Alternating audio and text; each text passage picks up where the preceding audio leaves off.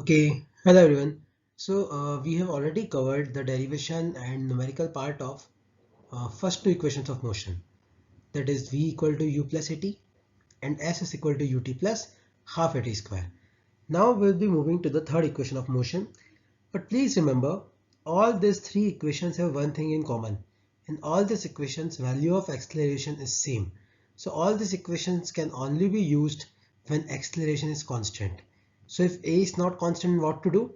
So if a is not constant, then you have to rely on integration and differentiation. Okay, so let us discuss the third equation of motion. So we know that a equal to dv by dt. So acceleration is change in velocity, dv is change in velocity, dt is time taken. So a is dv upon dt. So if I multiply dx on numerator and dx on denominator side, then if you'll see dx by dt is velocity. If you remember, then velocity is what? Velocity is displacement divided by time taken. So dx by dt will be what? Dx by dt will be velocity and dv upon dx will come like this. So acceleration has another differential formula whose value is v dv by dx. Now what you will do is you have to take this dx on that side. So adx will be equal to v dv. Lower limit is u, upper limit is v. So suppose initially when velocity is u, suppose the body has just started moving, so displacement is 0. And finally the final velocity is v, and suppose the final displacement is s. So x is varying from 0 to s, velocity is varying from u to v. So for velocity the lower limit is u, upper limit is v, and for x the lower limit is 0 and upper limit is s. So a is constant. I have already discussed that value of acceleration is taken to be constant in all these three equations of motion. So a will come outside of integration and integration of dx will be x and integration of v dv will be v square by 2. So putting the limits will get a into s equal to v square by 2 minus u square by 2 and v square minus u square will be equal to 2as. Now remember one thing which is very important here. This s here does not mean distance. So s here means displacement. So how much far is your body from initial position? So please remember that in this equations, in all these three equations of motion, s represents displacement, not distance. This is very important. Okay. Now we'll solve a simple question.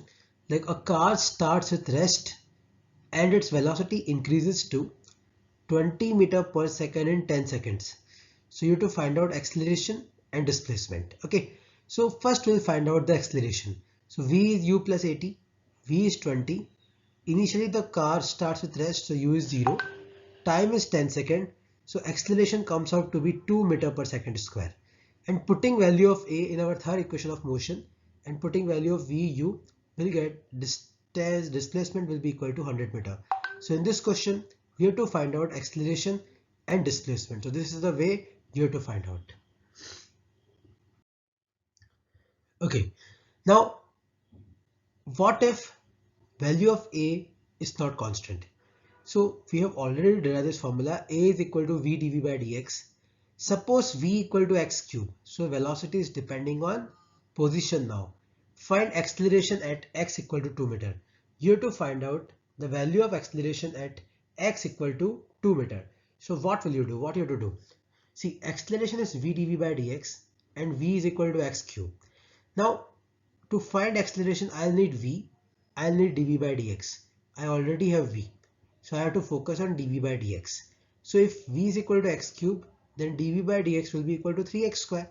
So putting value of both the quantities, acceleration will come out to be 3 into x raised to power 5 and I have to find acceleration at x equal to 2. So putting x to be equal to 2, the answer will be 3 into 2 raised to power 5 meter per second square.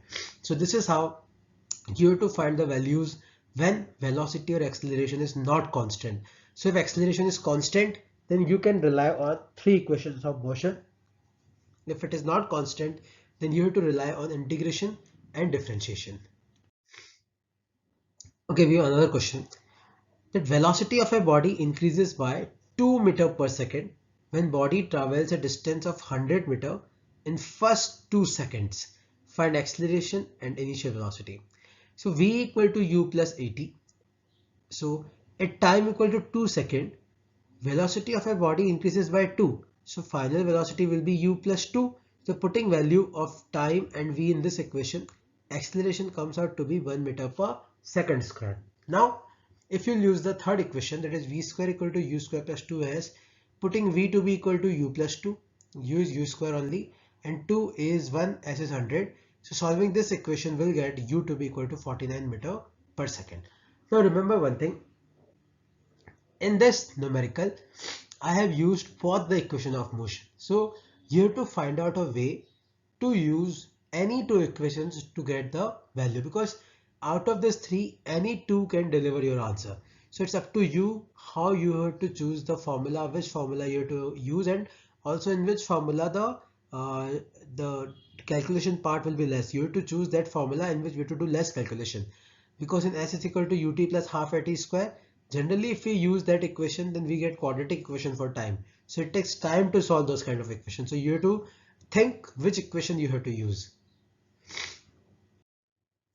Okay, and last, a very important concept. So if velocity depends on time, value of acceleration that you have to use is dv by dt, and if velocity depends on displacement, the acceleration that you have to use will be v dv by dx. And remember, from displacement, from position, if you have to find v, or from v you have to find a, you have to rely on differentiation. And if a is given and you have to find v or x, you have to rely on integration. These are some very important concepts for questions of motion in one dimension or questions in kinematics. Okay, so what you will do is you have to submit a quiz, an assignment that I'll be sending to you by today evening. Till then, you have to revise concept from this slide. Okay.